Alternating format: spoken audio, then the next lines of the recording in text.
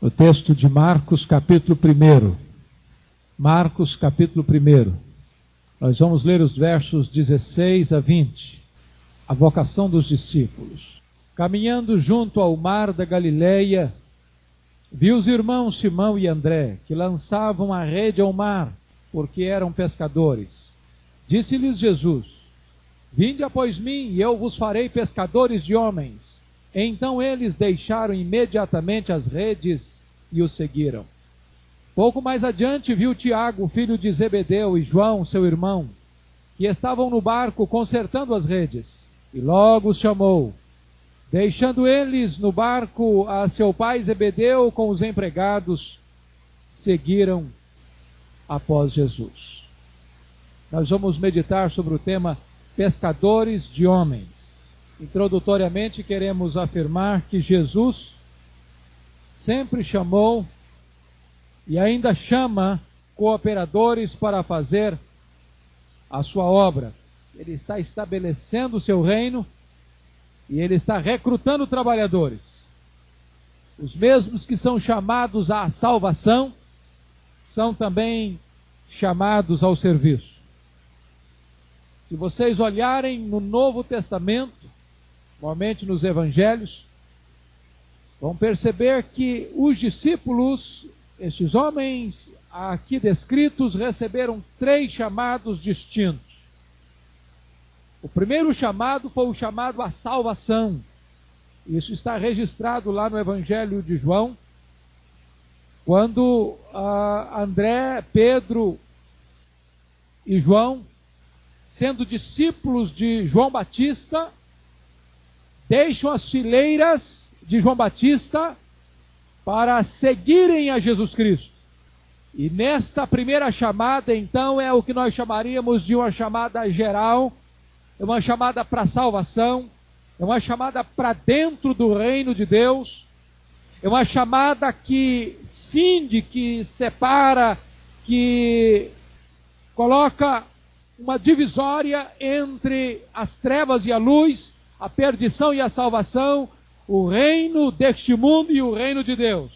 Se vocês perceberem, desta primeira chamada, eles voltaram para as suas lides normais, voltaram às redes, porque quando Deus nos chama para a salvação, Ele não nos chama para fora do nosso trabalho. Por isso eles voltaram às redes, voltaram ao mar da Galileia, voltaram à pescaria. A segunda chamada é essa que nós lemos. Agora não é a chamada para a salvação. Agora Jesus os chama para os treinar para serem pescadores de homens. Se vocês notarem ainda, depois desta chamada, quando eles largaram as redes, largaram os barcos, largaram os empregados, Tiago e João largaram o seu próprio pai Zebedeu, ainda voltaram às redes, ainda voltaram ao trabalho anterior. Porque você lê lá em Lucas 5, de 1 a 11, que Pedro está pescando, em uma pescaria frustrada. E Jesus então diz: faze-te ao largo, lançai as redes. Ou seja, avance para dentro do mar. E tendo ele então lançado as redes, acontece um milagre. Muitos peixes entram nesta rede. E Pedro então diz para Jesus: Senhor, vai embora de mim. Eu sou um pecador. Em outros termos está dizendo: Jesus, desiste de mim. Encontre alguém mais adequado para o discipulado do que eu. Mas Jesus não desiste dele. Não desiste dele. Aí então vem o terceiro chamado. Está lá em Marcos capítulo 3. É o chamado para o apostolado. Dentre um grupo maior de discípulos, de seguidores, Jesus escolhe 12 para estarem com ele, para os enviar a pregar, para expulsar demônios. E esses 12 haveriam de ser apóstolos, haveriam de ser as colunas da igreja, haveriam de ser os luzeiros do mundo, os ganhadores de almas. Segundo ponto que eu chamo a sua atenção nessa introdução é que Jesus chama para o seu trabalho pessoas ocupadas. É interessante ponto aqui. Via de regra, os ministérios mais significativos do reino de Deus, as pessoas que foram convocadas, eram pessoas que estavam na ativa, engajados com algum trabalho, com algum serviço. O reino de Deus não é para ociosos, não é para medrosos, não é para tímidos. O reino de Deus não combina com pessoas ociosas, porque é um chamado para o trabalho. E você vai notar que Jesus mesmo disse: aquele que põe a mão no arado e olha para trás, não é apto para o reino de Deus. Sempre que você vai encontrar Jesus chamando alguém, esse alguém está trabalhando. Foi assim com Moisés, quando ele estava cuidando das ovelhas lá no Monte Sinai. Foi assim com Gideão, quando ele estava malhando trigo. Foi assim com Amós, quando ele estava cuidando do gado. Foi assim com Davi, quando ele estava atrás de ovelhas. É agora com esses discípulos que estão lançando a rede ao mar para pescar. Por que esse mar? Se você notar, o mar da Galileia está aqui no versículo 16. Na verdade não é um mar, é um lago. Não é de água salgada, é de água doce. É um lago que fica abaixo do nível do mar. É um lago cercado de montanhas, que recebe as águas que vêm de uma fonte no sopé do Monte Hermon, e que então agasalha como um reservatório de águas doces que vão escoar pelo Jordão até o Mar Morto. É o maior reservatório de águas doces do território de Israel, de 21 quilômetros de comprimento por 14 quilômetros de largura. Segundo Flávio Josefos, na época de Jesus, existia aproximadamente 330 empresas pesqueiras ao redor deste mar. Havia 30 cidades ao redor deste mar que basicamente vivia da pesca, da indústria pesqueira. Cidades que exportavam peixes para outras regiões, inclusive fora do território de Israel. E é exatamente este mar da Galileia que vai ser o lugar central do ministério de Jesus, porque Cafarnaum, que ficava às margens desse mar, foi o quartel-general do ministério de Jesus Cristo. Terceiro aspecto que eu chamo a sua atenção: Jesus chama para o seu trabalho não apenas pessoas ocupadas, mas pessoas humildes. Quando Jesus vai escolher os seus discípulos, ele não vai buscá-los entre os estudantes de teologia das escolas rabínicas. Ele não vai buscá-los nas elites sacerdotais de Jerusalém. Ele não vai buscá-los nas classes altas da aristocrata cidade de Jerusalém. Ele não vai nem buscar aqueles de refinada cultura, nem aqueles de renomado poder econômico ou mesmo social e político. O Senhor Jesus Cristo vai chamar gente fraca para envergonhar os fortes. William Barclay disse de uma maneira muito interessante que Deus deve gostar de pessoas comuns, porque Jesus, como ninguém, creu no homem comum. E Abraham Lincoln disse que Deus devia gostar de pessoas comuns, porque fez muitas delas. O Senhor Jesus, quando está formando o seu grupo de seguidores, vai escolher aqueles que talvez nós não escolheríamos, homens iletrados, mas homens que revolucionaram o mundo, homens que mudaram a história. Isso levou mais tarde John Wesley a fazer uma reflexão e dizer: deve ser homens que não temam ninguém a não ser a Deus, e não fujam de nada a não ser do pecado, e com eles eu abalarei o mundo.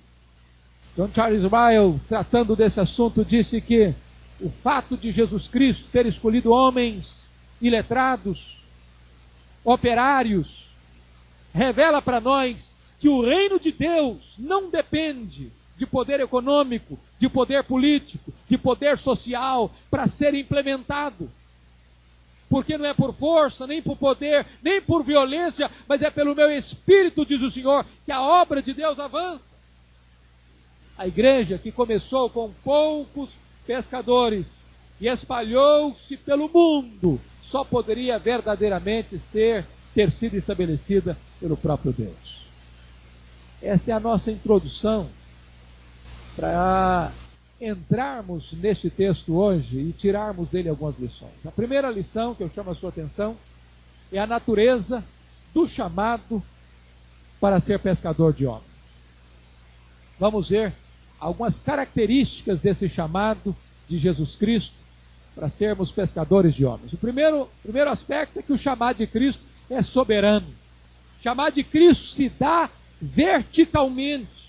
Jesus Cristo os viu com um olhar de qualidade especial.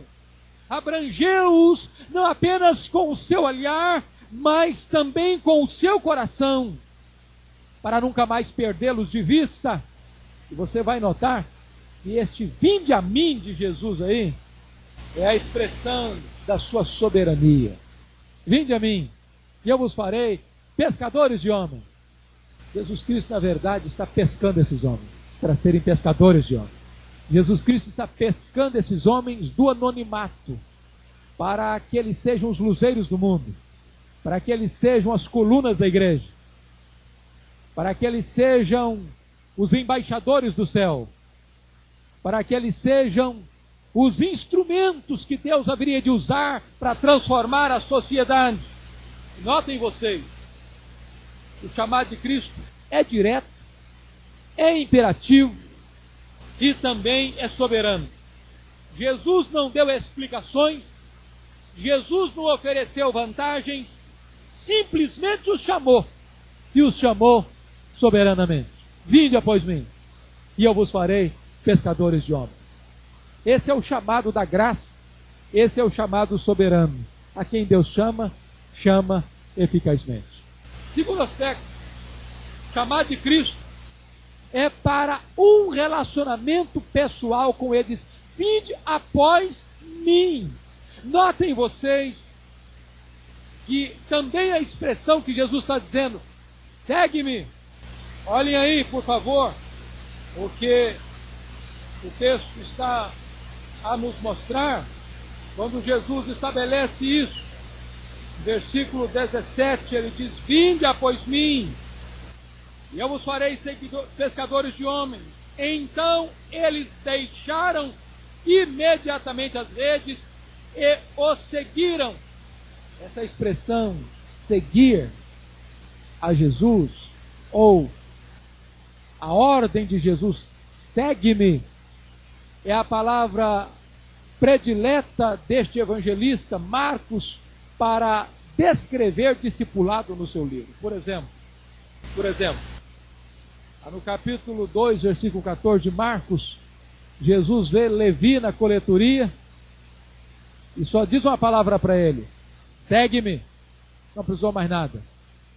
E Levi abandona o seu trabalho, a sua coletoria, o seu emprego de fiscal de renda, e vai se tornar um discípulo, vai escrever o primeiro evangelho, vai se tornar apóstolo mais tarde. Você vai notar isso no capítulo 8, 34, quando Jesus, agora com seus discípulos e a grande multidão, ele disse, alguém quer vir após mim, negue-se a si mesmo, toma a sua cruz e segue-me. Você vai notar lá no capítulo 10, 21, e Jesus disse para o jovem rico, vai e vende tudo que tem, dá aos pobres, distribui aos pobres, depois vem e segue-me. Esta era a marca do discípulo. Mas o que esse texto quer enfatizar? Que um pescador de almas, um pescador de homens, primeiro precisa ter um relacionamento com Jesus. Ninguém pode fazer a obra de Deus sem ter comunhão com Deus da obra. Ninguém pode estar envolvido no serviço sem antes estar envolvido no relacionamento. Vida precede trabalho. Comunhão com Deus precede trabalho para Deus. Intimidade com Jesus vem antes do trabalho para Jesus. Ele não os chamou em primeiro lugar para serem pescadores de homens. Ele os chamou em primeiro lugar para estarem com Ele, para virem após Ele, para seguir os seus passos, para olharem para a sua vida, para terem comunhão com Ele. William Barclay diz isso de uma maneira interessante. Jesus não diz aos pescadores, Tem um sistema teológico que gostaria que vocês investigassem. Tenho algumas teorias que gostaria que vocês conhecessem. Tenho desenvolvido um sistema ético que gostaria de discutir entre vocês. Ele não disse nada disso, ele disse: seguem-me. É relacionamento com Ele. Cristianismo é relacionamento com Deus. Vida eterna é conhecer a Deus e conhecer a Jesus. Não há cristianismo teórico. Cristianismo é um relacionamento vivo com o Deus vivo. Inverter essa ordem. É a mesma coisa de trocar a raiz pelo fruto e trocar a causa pelo efeito. Terceiro aspecto, o chamado de Cristo. O chamado de Cristo exige pronta e imediata resposta. É interessante que a Bíblia não fala nada sobre qualquer palavra dos discípulos. Vinde após mim, eu vos farei pescadores de homens. Não registra nenhuma palavra deles como resposta. Mas a atitude deles no silêncio tem uma grande eloquência. Porque diz o texto que eles não hesitaram, eles não objetaram, eles não questionaram, eles não pediram tempo para pensar, eles não disseram: deixa a gente primeiro se desincompatibilizar do nosso trabalho, da nossa indústria pesqueira ou da nossa empresa. Deixa-nos primeiro tratar de alguns assuntos particulares. Depois, quem sabe, depois de uma análise, de um estudo, de uma avaliação, nós vamos olhar se compensa ou não nós o seguirmos. Eles não duvidam, eles não questionam, eles não impõem condições, eles simplesmente obedecem. Na verdade, o chamado para o discipulado é um chamado radical e um chamado urgente. Exige renúncia do trabalho, da família e de si mesmo. Vejam que Tiago e João deixam os empregados, o barco e o seu pai Zebedeu. Isso não significa que a partir dali eles foram filhos piores, ou não tiveram atenção pelo pai, ou não tiveram cuidado pelo pai. Ao contrário, todo seguidor de Cristo torna-se um melhor filho, torna-se um melhor pai, torna-se um melhor irmão, torna-se um melhor cidadão, torna-se uma melhor pessoa. Notem vocês, quarto lugar, o chamado de Cristo.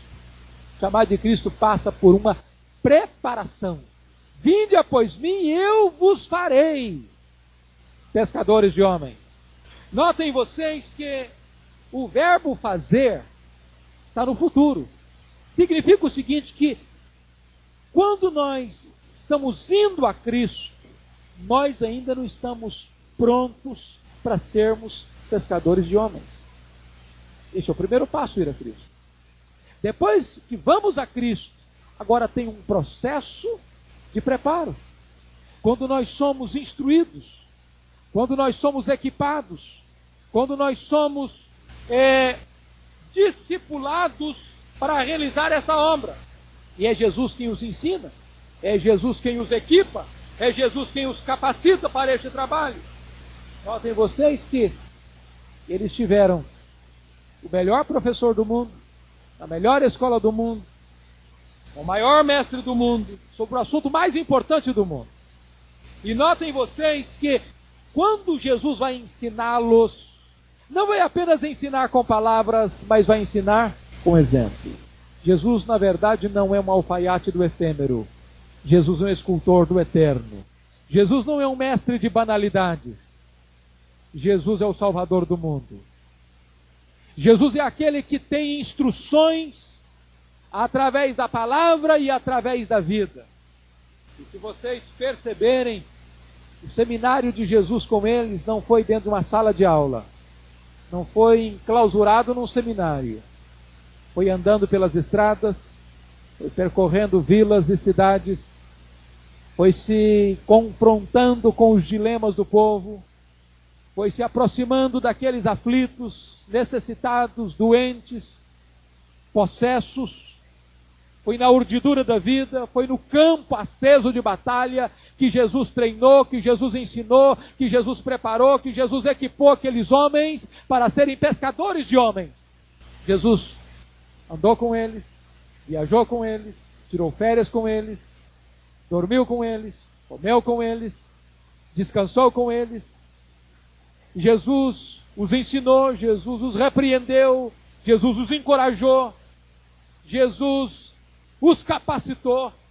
De certa forma, você vai notar que Jesus está trabalhando na vida deles para depois trabalhar através deles.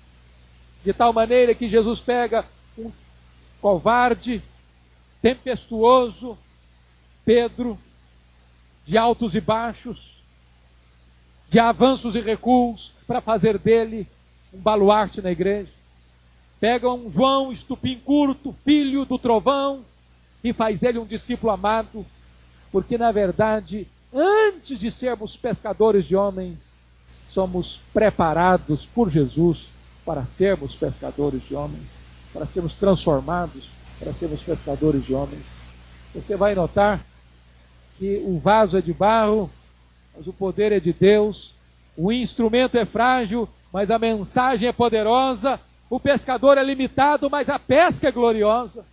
Se Jesus chamou pescadores, operários, para serem discípulos e mais tarde apóstolos, nenhum de nós pode dar desculpa para fazer a obra de Deus, para nos lançarmos na obra de Deus, para sermos treinados por Ele, para fazermos a obra dEle no tempo dEle.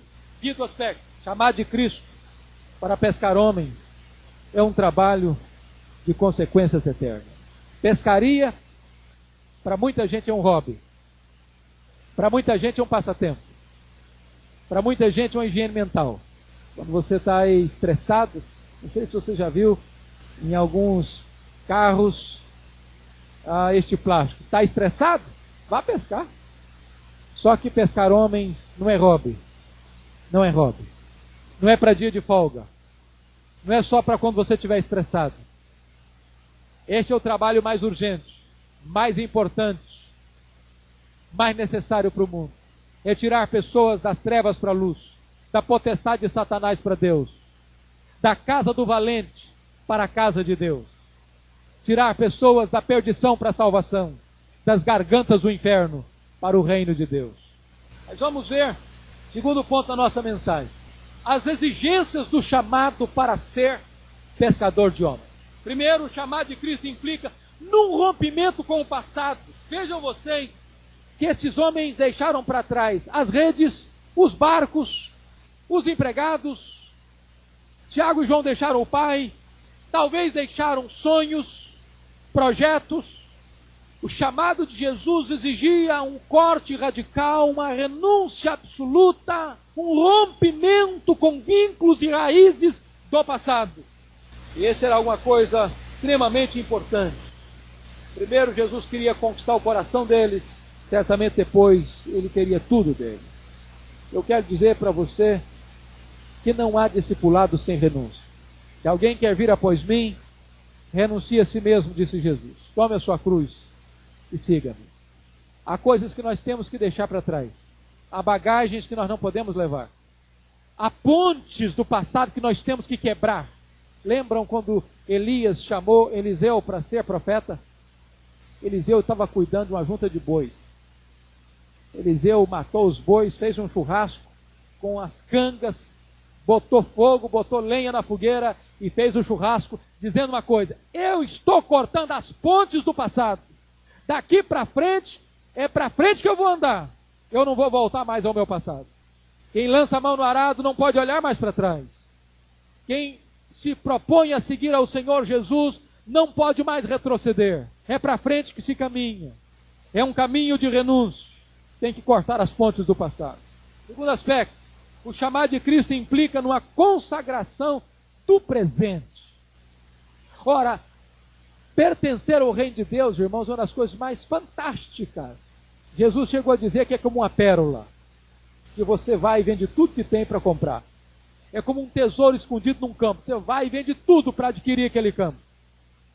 Quando você encontra o reino de Deus, você abre mão de qualquer outros valores ou riquezas que possam distrair sua atenção, que possam concorrer com o seu coração, para dedicar-se a Ele. Seu coração é totalmente dele.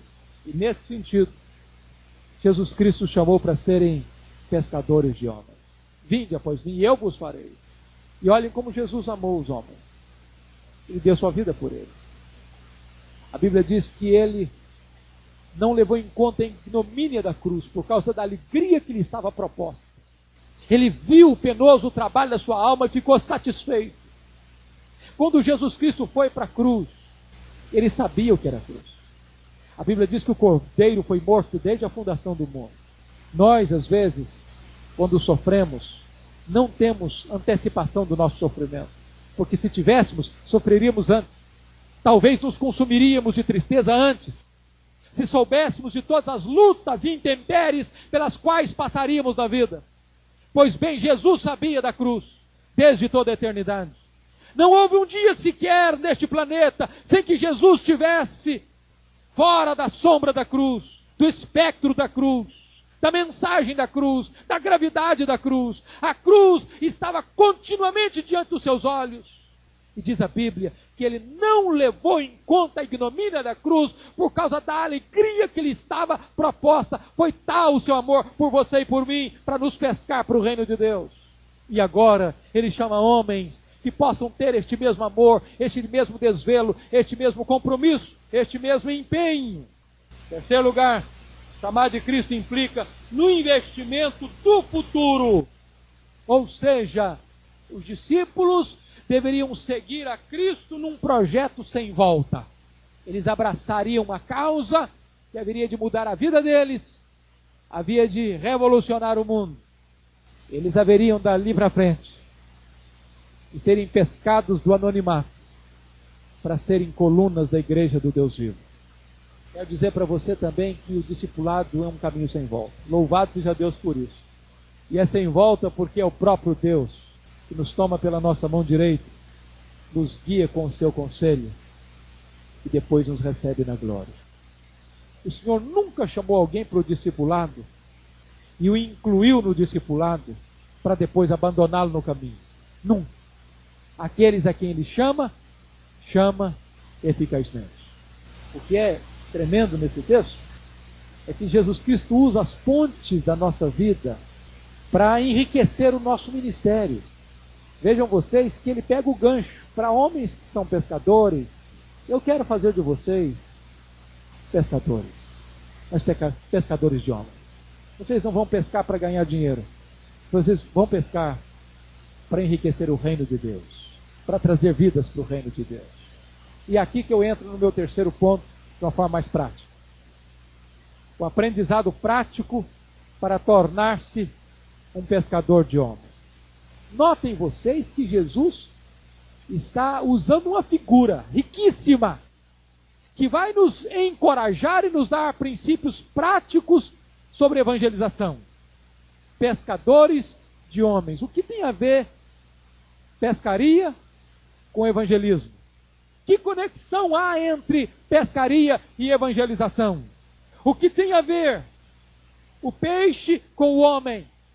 Que ponte é essa que Jesus quer construir? Jesus está dando para eles um método de trabalho. Você sabe que existem diversos tipos de peixes. Você sabe que para cada peixe existe um certo tipo de isca.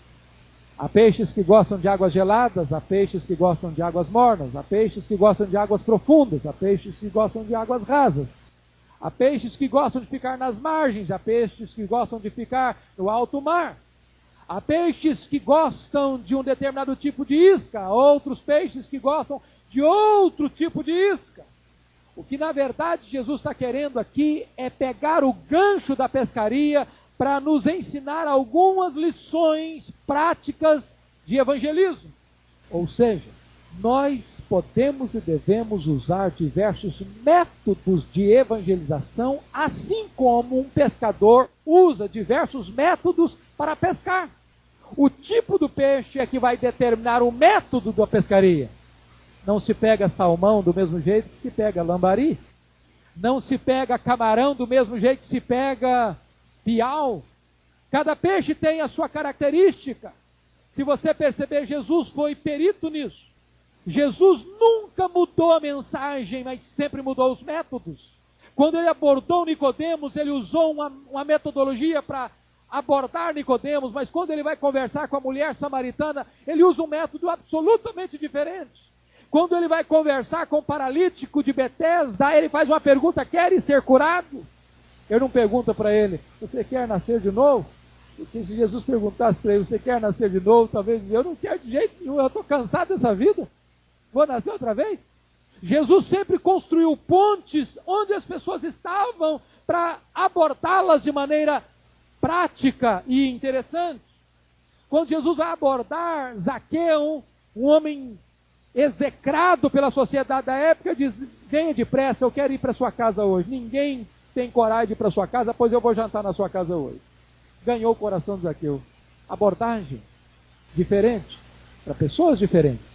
Você vai perceber o seguinte, que o que Jesus está querendo nos ensinar aqui não é apenas o que falar, mas como falar. Não apenas o conteúdo, mas o método. E aqui eu chamo a sua atenção para alguns princípios de pescaria que vão nos ajudar. Primeiro, saiba o que você está pescando. Nem todos os peixes são pescados da mesma forma. Para cada tipo de peixe, uma isca própria, um método próprio. E Jesus não vai nos ensinar isso. Por exemplo, você pode notar isso lá em Mateus, capítulo 10, versículos 5 e 6. Jesus diz assim: não tomeis rumo aos gentios, nem entreis em cidade de samaritanos, mas de preferência procurai as ovelhas perdidas da casa de Israel. O que Jesus está querendo mostrar para eles aqui? Que eles deveriam centrar a atenção neles, no tipo certo de pessoas que eles, prioritariamente naquele momento, deveriam alcançar. Que tipo de pessoas? Pessoas parecidas com eles.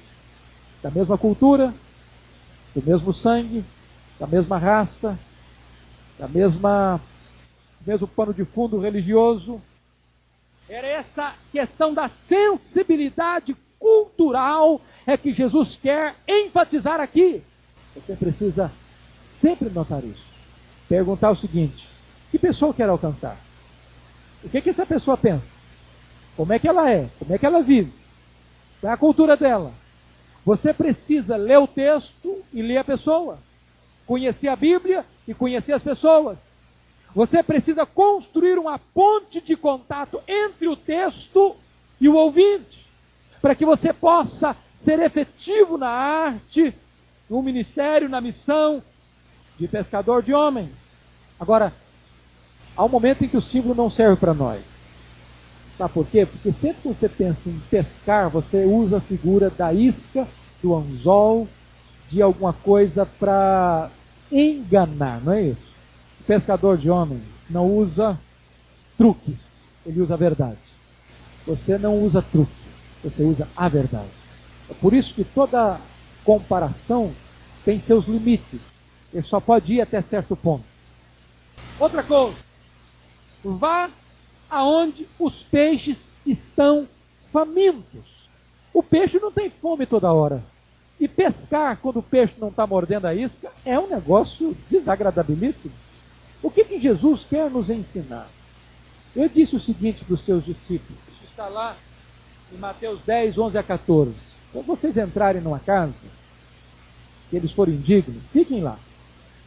A paz vai ficar sobre eles. Mas se eles não quiserem a palavra de vocês, nem a presença de vocês, não fiquem lá. Vão embora. E façam outra coisa. Sacudam o pó da sandália de vocês. Não invista em quem não está querendo a mensagem de vocês. Tem outros campos querendo. Olha que coisa interessante. O que Jesus está querendo mostrar para nós é o primeiro princípio, é o princípio da receptividade. Princípio da receptividade. Nem sempre o campo está receptivo. Se você notar, Jesus falou de 4 campos. Um campo seco, um campo de coração duro. Ele falou de um campo superficial. Ele falou de um campo concorrido, com os espinhos, distraído com outras coisas, e um campo fértil. O que Jesus está dizendo é o seguinte: nem todo campo está receptivo à palavra de Deus. E nós deveríamos ter a capacidade de leitura para deslocar a nossa maior capacidade de esforço para os campos onde os peixes estão mordendo a isca. Peter Wagner, num dos seus livros sobre missiologia, ele faz a seguinte comparação. Imagine que você fosse um fazendeiro e que você tivesse uma lavoura de maçãs para ser colhida. E você tem 100 empregados para colher as maçãs. E você tem uma parte da lavoura que está toda madura. Você tem outra parte da lavoura que está metade madura, metade verde. Você tem outra parte da lavoura que tem só 10% da lavoura madura. Ele pergunta, se você é o fazendeiro, para onde você mandaria a maioria dos seus empregados para colher maçãs? Certamente para o campo que tem mais maçãs maduras. Nós deveríamos, à luz do que Jesus está nos ensinando, ter mais percepção dos campos maduros, para não querermos colher frutos verdes. Há campos receptivos. O pescador precisa ter essa percepção. Há tempo de pescar e há tempo de não pescar. Jesus foi categórico. Se não quiserem ouvir, não insistam. Não insistam. Se o campo está fechado, você pode perceber isso com Paulo. Paulo era um missionário estrategista. Ele sempre estava observando as portas abertas. Lá em 1 Coríntios 16, ele diz para a igreja que uma grande porta abriu-se para ele em Éfeso e ele precisava permanecer um tempo maior. Porta aberta. Ele orava, pedia para a igreja, orem por mim, para que a porta seja aberta para o evangelho. O que Paulo não queria fazer é esmurrar a porta fechada. Muitas vezes ele passava por uma cidade batido, porque ele entendia que ele ia para um lugar onde a porta estivesse aberta. Nós, como missionários, pescadores de homens, precisaríamos estar mais atentos a essa questão das oportunidades. Terceiro aspecto que eu chamo a sua atenção é que precisamos atrair os peixes. Pescador tem maneiras de atrair o peixe. Eu fui criado à beira de um rio e aprendi a nadar desde criança. E eu me lembro bem que nós tomávamos banho, na primeira casa onde nós morávamos, não tinha ainda água encanada, nós tomávamos banho no rio. E todo dia nós íamos para o rio. Então, nós começamos a cevar um poço. Sabe o que é cevar um poço? A gente jogava alimento ali, era um poço fundo, todo dia amarrava alguma coisa ali com uma espiga de milho, e durante um mês sempre tinha alimento ali. Daqui a pouquinho nós botamos uma grande gaiola, e a espiga de milho dentro da gaiola. E quando o peixe chegava para morder o milho, ele ficava preso dentro da gaiola. É claro que isso é um truque, e pescador de homens não usa truques, mas pescadores de homens podem atrair as pessoas para ouvir o evangelho. Jesus fez isso. Se vocês perceberem, Jesus sempre atendeu às necessidades das pessoas. Ele curava o aflito, ele curava o enfermo, ele ajudava as pessoas necessitadas, alimentava os famintos. Ele sempre chegava com um gesto de compaixão, de ternura, de amor. Ele era sempre uma pessoa simpática às pessoas à sua volta.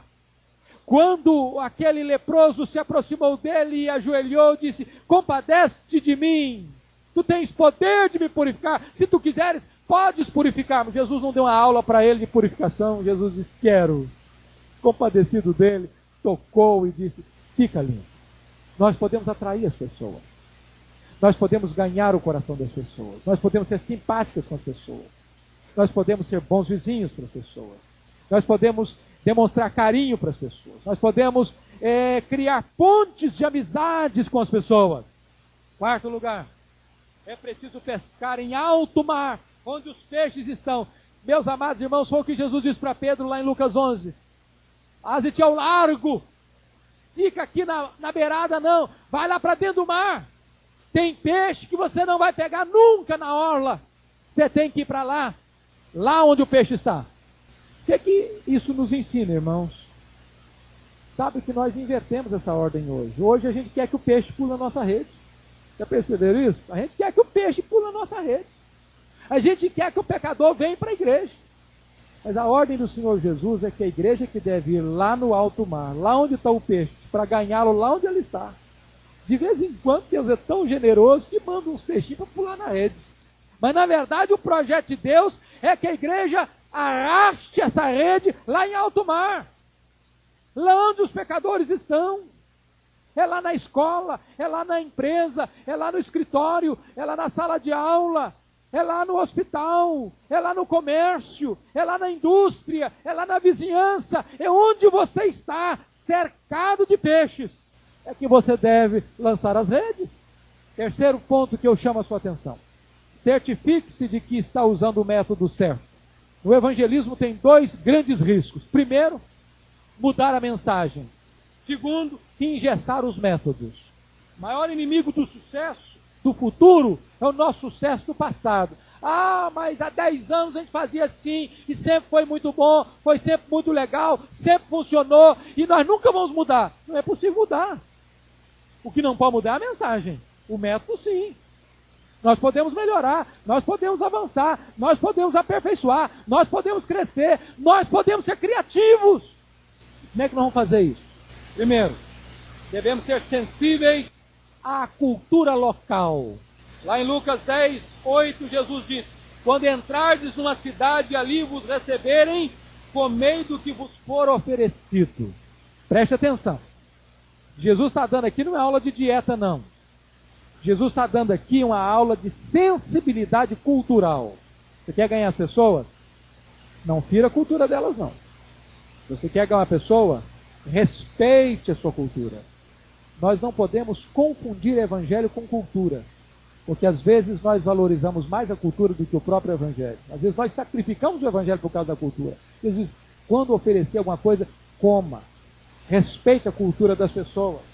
Outra coisa, nosso alvo deve determinar o nosso método. O nosso alvo determinando o nosso método. Há um texto na Bíblia que não dá para comentar, tem que ler. Porque é o grande texto clássico desta flexibilidade metodológica na evangelização. Sua Bíblia aberta, por favor, comigo. 1 Coríntios capítulo 9. 1 Coríntios 9, versículos 19 a 23.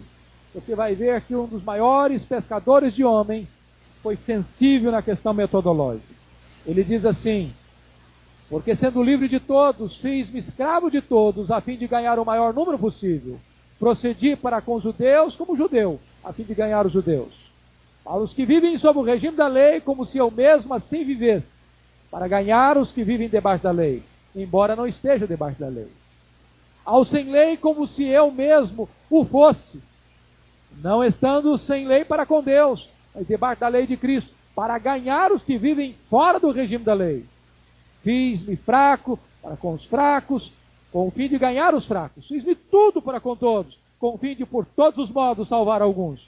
Tudo faço por causa do Evangelho, com o fim de me tornar cooperador com ele. Alguns críticos querem dizer que Paulo estava sendo camaleão aqui, querendo agradar gregos e troianos, sendo hipócrita. Não, Paulo não está sendo hipócrita, Paulo está sendo estratégico. O que Paulo está nos ensinando é que nós devemos ter versatilidade no método, na capacidade diferenciada de abordar pessoas diferentes, de formas diferentes, com o mesmo evangelho. Em terceiro lugar, comece a abordagem evangelística onde as pessoas estão. Irmãos, isso é tão interessante. Você não pode... A gente aprende métodos de evangelismo, mas é verdade, né? Nós aprendemos, você tem 4 leis espirituais, você tem evangelismo explosivo, mas não é que você vai sair de casa para levar o evangelho para alguém, fazer uma visita, e você leva o seu pacote e você não abre mão dele. Não é um enlatado. As coisas são dinâmicas. Você precisa ter sensibilidade de olhar para a pessoa e ver o que ela está passando, o que é que ela está sentindo. Às vezes, a situação que ela está vivendo naquele momento vai mudar completamente o rumo da conversa, da abordagem, da metodologia. Por isso que quando Jesus mandou os discípulos pregar, ele diz: curai os enfermos, purificai os leprosos, expulsai demônios. Ou seja, atendam à necessidade das pessoas, sejam sensíveis aos problemas que as pessoas estão vivenciando no momento que vocês estão abordando a elas. Quarto lugar, use mais de um método para apanhar um número maior de peixes. Tem gente que vai pescar, só quer pescar de anzol. Mas você pode pescar de tarrafa, você pode pescar de rede. Na minha região, era uma região de uma cachoeira de pedras. E sempre quando dava enchente, tinha um sistema que foi até proibido, que era uma pesca predatória, de certa forma, chamado Paris. Construíam como que uma plataforma, meio a pique. E então, quando o rio estava vazio, não entrava água. Mas quando estava cheia, a onda da cachoeira era tão forte que o peixe era arrojado para cima daquele negócio e ficava preso lá, não podia escorrer com a água. Praticamente qualquer peixe que viesse naquela direção era apanhado. Você tem imensas variedades de métodos para pegar peixes. E de evangelismo? Nós temos também. Nós temos evangelismo pessoal, nós temos evangelismo de grupos familiares, nós temos o método de discipulado, nós temos evangelização de massa, nós temos evangelização na escola dominical, nós temos evangelização através de sociedades internas, nós temos evangelização no púlpito, nós temos evangelização em cruzada, nós temos evangelização em literatura, nós temos evangelização na televisão, no rádio, na internet. Nós temos tantas formas, tantos métodos. Deus nos chamou para sermos pescadores de homens. Mas eu termino dizendo o seguinte, que pescar homens é a coisa mais séria, mais necessária e mais urgente do mundo. Não é um hobby, é um estilo de vida. Evangelização na Igreja de Deus nunca deveria ser apenas um programa. Deveria ser o ar que respiramos, o nosso oxigênio, a razão da nossa existência.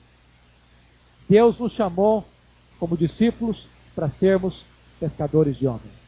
Nesse sentido, essa é uma tarefa imperativa, intransferível, inadiável. E esse negócio de pescar homens é um negócio de consequências eternas, que deve merecer a primazia do nosso tempo, do nosso dinheiro e do nosso coração. Vinde após mim, disse Jesus, e eu vos farei pescadores de homens. Eu quero dizer para as nossas crianças, os nossos juniores, os nossos adolescentes, os nossos jovens, para os irmãos, para as irmãs, para todos aqui, que todos nós podemos ser pescadores de homens. Nenhum de nós está isento dessa responsabilidade, nem dispensado dessa sublime tarefa. Os anjos gostariam de estar no nosso lugar. O próprio Filho de Deus deixou a glória para exercer esse ministério. E você? O que vai fazer? Vamos orar. Eu não sei se você já teve alguma experiência de levar uma pessoa para Jesus. Eu não sei se você tem o compromisso de falar sistematicamente de Jesus para as pessoas. O apóstolo Paulo diz que nós deveríamos aproveitar as oportunidades. São tantas. É Deus quem abre portas. É Deus quem abre os corações. A pescaria de homens não há truques, porque é Deus mesmo quem traz as pessoas. É o Espírito Santo quem as convence. É a bondade de Deus que conduz ao arrependimento. É o próprio Deus que dá a fé salvadora. É o próprio Deus que chama e chama eficazmente. Mas a Bíblia diz, como ouvirão se não há quem pregue? O chamado vem pelo ouvir a palavra de Cristo. A Bíblia diz que você e eu somos ministros da reconciliação. Somos embaixadores de Deus. Deus pôs na sua mão a mensagem mais poderosa do mundo. É a dinamite de Deus. É o poder de Deus. É o Evangelho da salvação. Quem sabe você hoje pode colocar sua vida nas mãos de Deus, dizendo, Deus, me ajude, Senhor, a ser um pescador de homens. Abra os meus olhos para ver as oportunidades. Me ajude a ser uma testemunha lá na minha sala de aula, lá na minha empresa, lá no meu trabalho. Me ajude, Deus, a falar de Jesus para a pessoa que senta do meu lado no ônibus, no táxi. Me ajuda, Senhor, a levar pessoas aos teus pés, a tirá-las da morte. Me ajude, Senhor. Deus amado, muito obrigado pelo desafio que recebemos da tua palavra nesta noite. Nós te pedimos em nome de Jesus que tu nos conscientizes da grandeza deste chamado, da necessidade desse preparo, e da urgência dessa tarefa. Conceda graça aos teus servos e servas nesta noite, para que eles não sejam apenas discípulos, mas que eles sejam também pescadores de homens. Que não apenas andem com Jesus, mas realizem a obra de Jesus. Ó Deus bendito, permita que esta igreja possa se tornar um exército de ganhadores de almas nessa cidade.